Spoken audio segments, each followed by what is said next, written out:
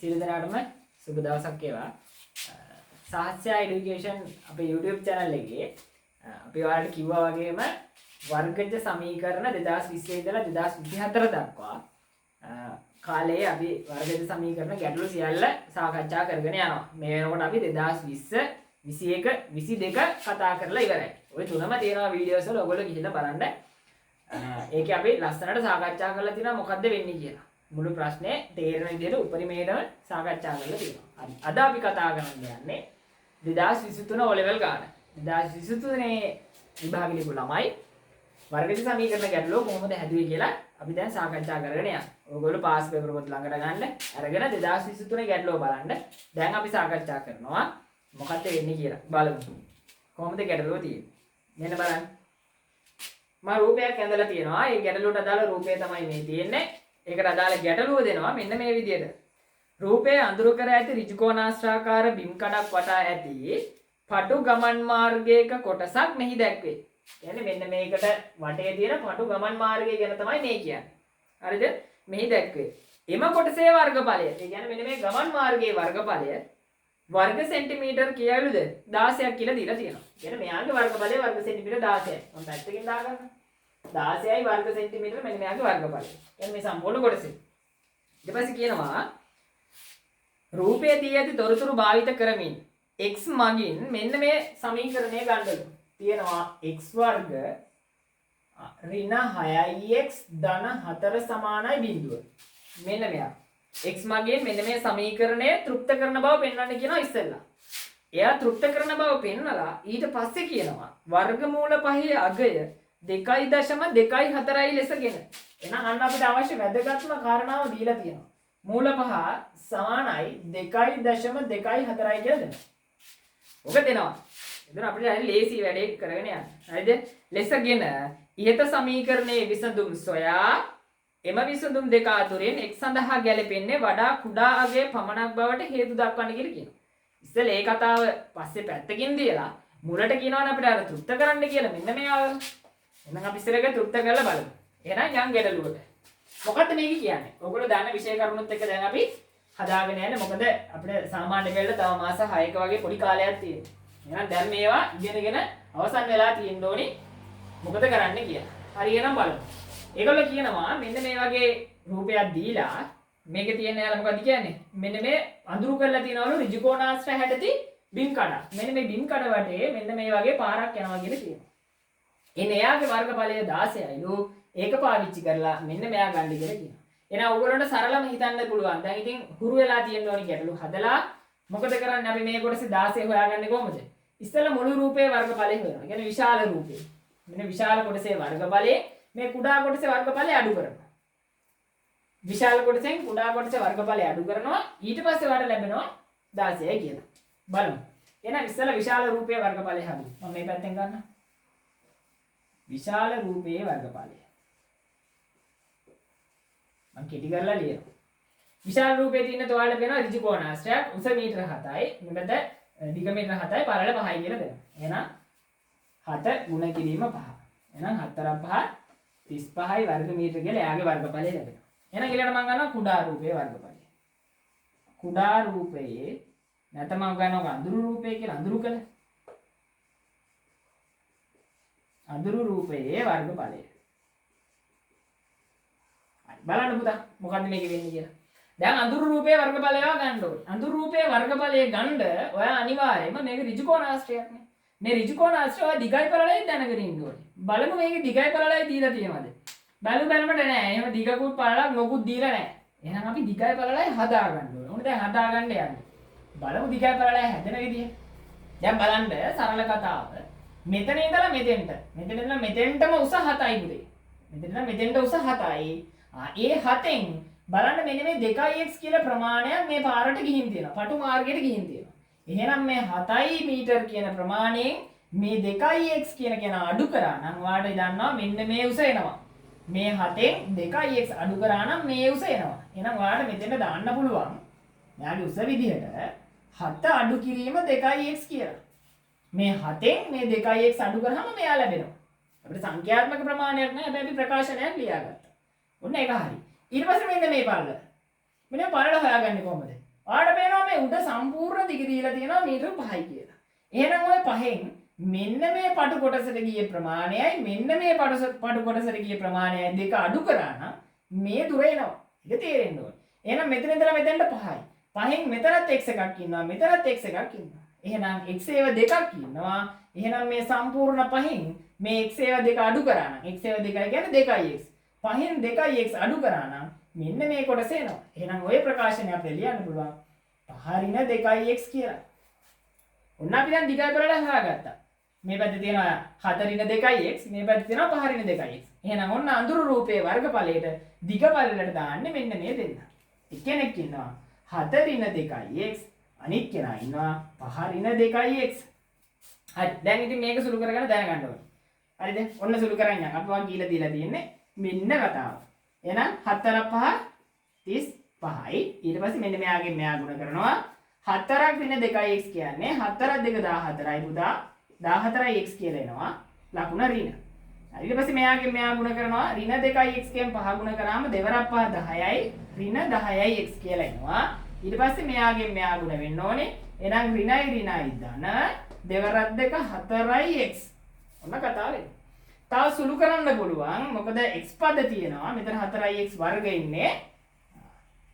එහෙනම් තව පද දෙකක් සුළු වෙනවා. මෙතෙන්ට එනවා 35 ඍණ 14ix ඉන්නවා. මෙතන ඍණ 10ix. ඔයාලා දන්නවා සරල සීන් එකක් මොකද්ද? ඍණ දෙකක් තිබුණා. දෙන්නටම ඍණ තිබුණොත් මේ දෙන්න එකතු වෙන්න ඕනේ. එහෙනම් 14ට 10ක් එකතු කරාම 24ix එනවා. දෙන්නම ඍණ හින්දා අනිවාර්යෙන් උත්තරේ ලකුණත් ඍණ වෙන්න ඕනේ. ඊට පස්සේ වර්ගපදයේ ධන 4ix වර්ග. ඔන්න මට ආවා අඳුරු කරපු කොටසේ වර්ගඵලයේ විදිහට මොකද්ද 35 ඍණ 24ix ධන 4ix වර්ග කියලා. ඔන්න මට විශාල රූපයේ වර්ගඵලයක් 35යි කියලා. එහෙනම් බුදේ මෙන්න මේ විශාල රූපයේ වර්ගඵලයෙන් මේ අඳුරු කරපු රූපයේ වර්ගඵලය අඩු කරා නම් අපිට ලැබෙනවා මෙන්න මේ පාරේ වර්ගඵලය වෙච්ච 16. එහෙනම් අඩු කරලා බලමු. එහෙනම් පටු මාර්ගයේ වර්ගඵලය.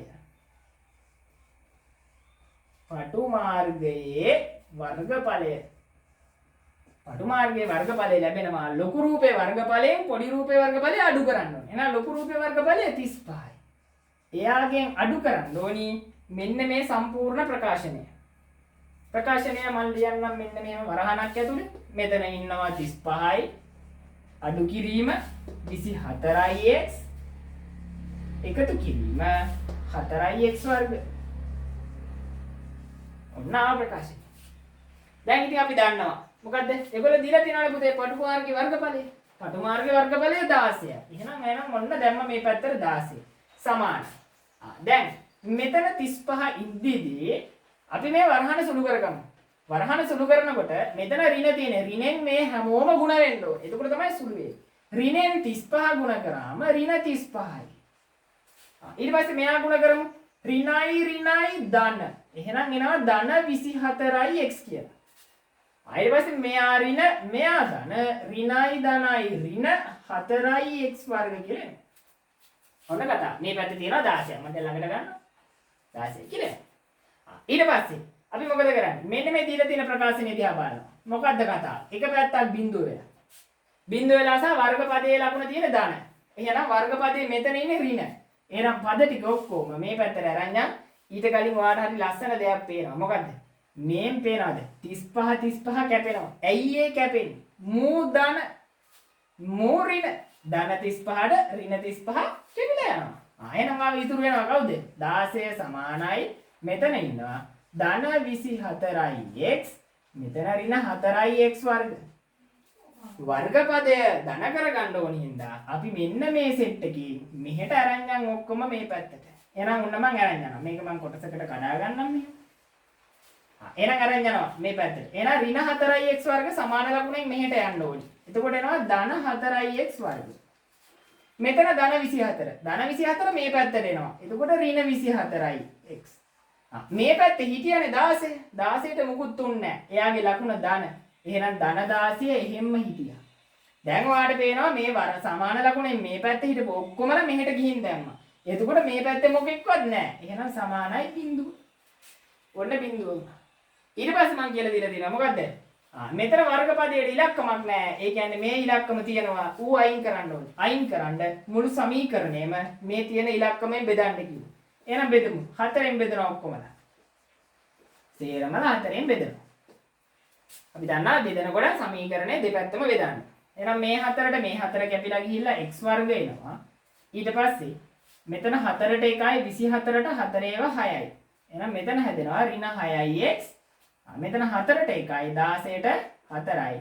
ධන 4 සමානයි. අපි දන්නවා බිංදුව 4ෙන් බෙදුවාම බිංදුවයි කියලා එනවා. ඔන්න ඔයාලට සූත්‍ර ගන්න කියන කෙනාව ලස්සනට ලැබුණා. හරිද? ඔන්න කතාව.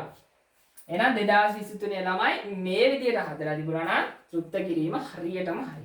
හරි. ওই තමයි තියෙන ලස්සනම කතාව. හරිද? මම හිතනවා පැහැදිලි වෙන්නේ නැති මේ කතාව කරපු සිද්ධිය. ලස්සනට මේ පිළිවෙලට ලොකු එක්කෙනාගේ වර්ගඵලය පොඩි එකාගේ වර්ගඵලය හෙව්වා. දෙන්න අඩු කරා.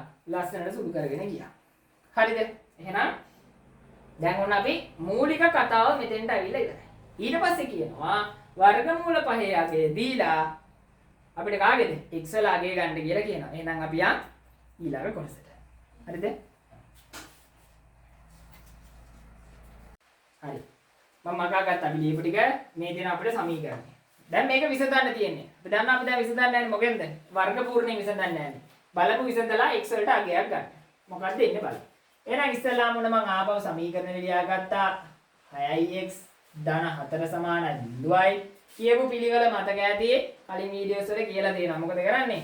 ඉස්සෙල්ලාම පූර්ණ සංඛ්‍යාව අනිත් පැත්තට ගිහින් දානවා. එතකොට පුතා එනවා x වර්ග ඍණ 6ix ධන 4 මෙහෙට යනවා ඍණ 4යි කියලා.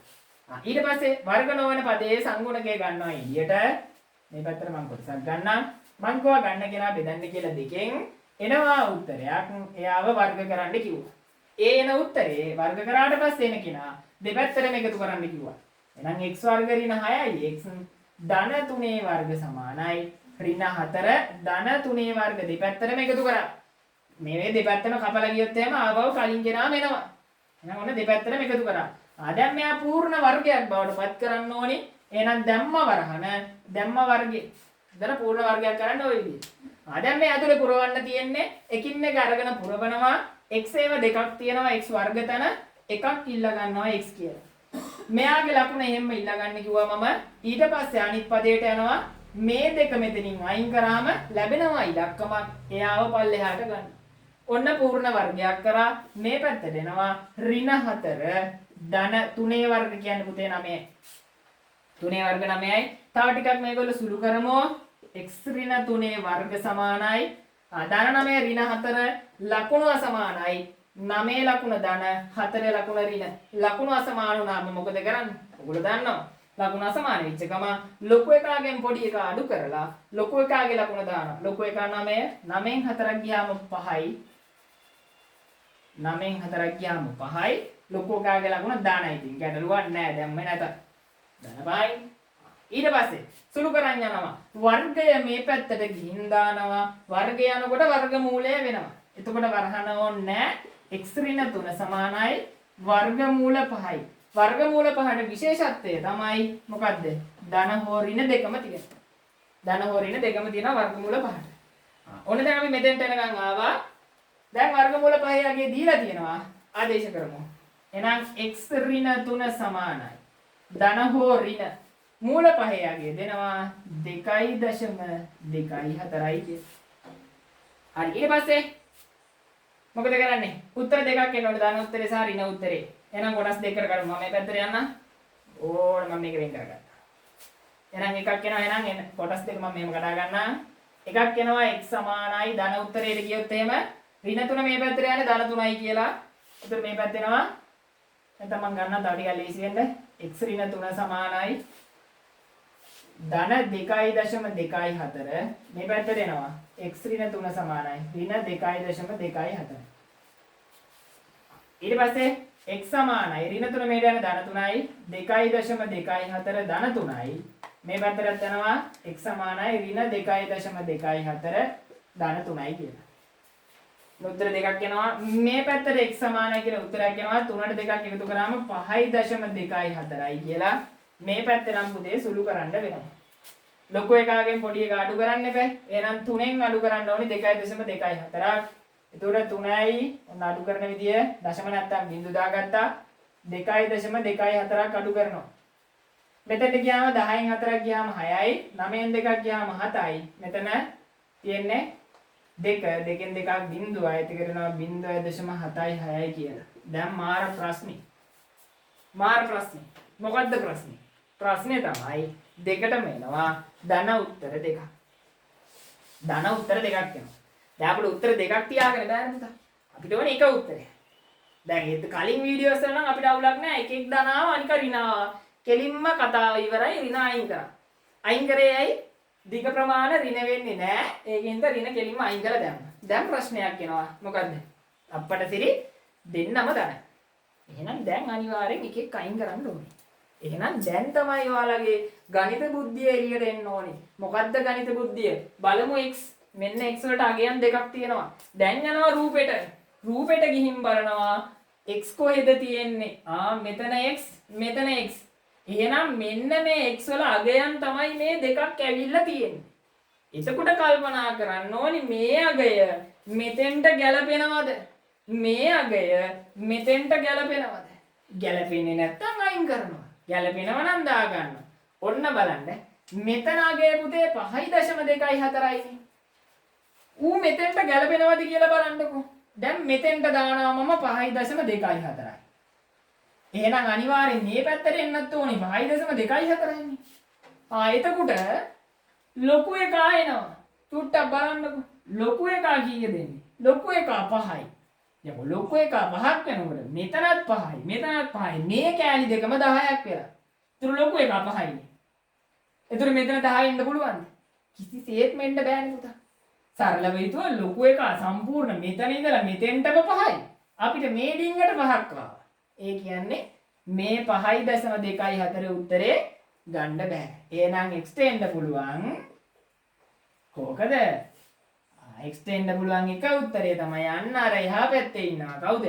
0.76. 0.76. ඕක තමයි ඉන්න පුළුවන්. මොකද මෙතන අගය 5ට වඩා අනිවාර්යයෙන්ම කුඩා වෙන්න ඕනි. x වල අගය 5ට වඩා කුඩා විය යුතුමයි. ඒකින්ද එන්නේ අරයා මෙන්න මේ ප්‍රශ්නේ අවසානයේ අහනවා.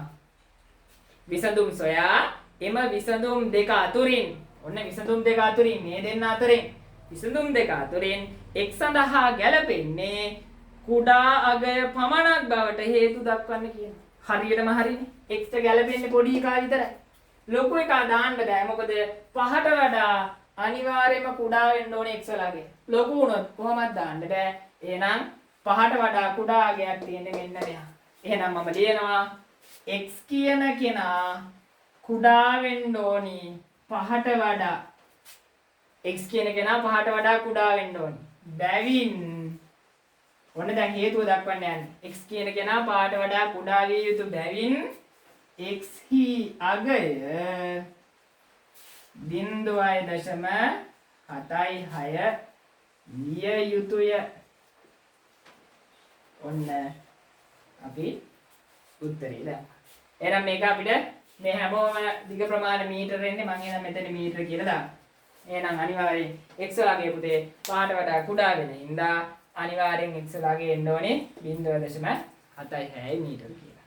එහෙනම් ඔන්න ඔය විදිහට 2023 ළමයි හදලා තිබුණා නම් මෙතන ලස්සනට ලකුණු 10 එක දශමයක් වත් නැතුව හම්බෙනවා.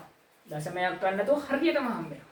හරිද? එහෙනම් හරියටම වැඩේ කරන්න හරියටම ලකුණු 10ම ගන්න විදිහට වැඩ කරන්න පුරුදු වෙන්න. මොකද අපිට ඔළුවේ තියෙන්න ඕනි එකයි මම ගණිතේ කොහොම හරි ඒකක් ගන්නවා. ඒකක් ගන්නවා නම් මේ වගේ ලස්සනට මේ පාරේ යන්න ඕනි. එහෙනම් ඔන්න 2020 හරි 21 හරි 22 හරි 23ත් හරි. තව එකක් තියෙනවා 24. 24ත් කතා කරනවා. ඒකත් බලන්න. එතකොට ඔයාලට අවුරුදු 5ක වර්ගජ සමීකරණ ගැටලු විසඳලා ඉවරයි අපි. අවුරුදු 5ක. නැවත නැවත ඔයාගේ පාස් පේපර් පොතේ නැවත හදන්න. හදනකොට හිර වෙන තැනක් තියෙනවනේ නැවත බලන්න. සරල විස්තර කිරීම සම්පූර්ණයෙන්ම තියෙනවා. ඒ විස්තර කිරීම එක්ක ඔයාගේ වර්ගජ සමීකරණ টොප් ලෙවල් එකටම ගන්න. එහෙනම් අදට 2023 ඉවරයි. 2024 එකෙන් නැවත හම්බුමු. එහෙනම් මතක ඇතුව channel එක subscribe කරලා යාළුවෝ අතර share කරලා දැනුම වර්ධනය කරගෙන කොහොම හරි වර්ගජ සමීකරණ පාඩ එක සුපිරියටම කොට දාගන්න. එහෙනම් සියලු දෙනාටම බොහොමත්ම ස්තුතියි.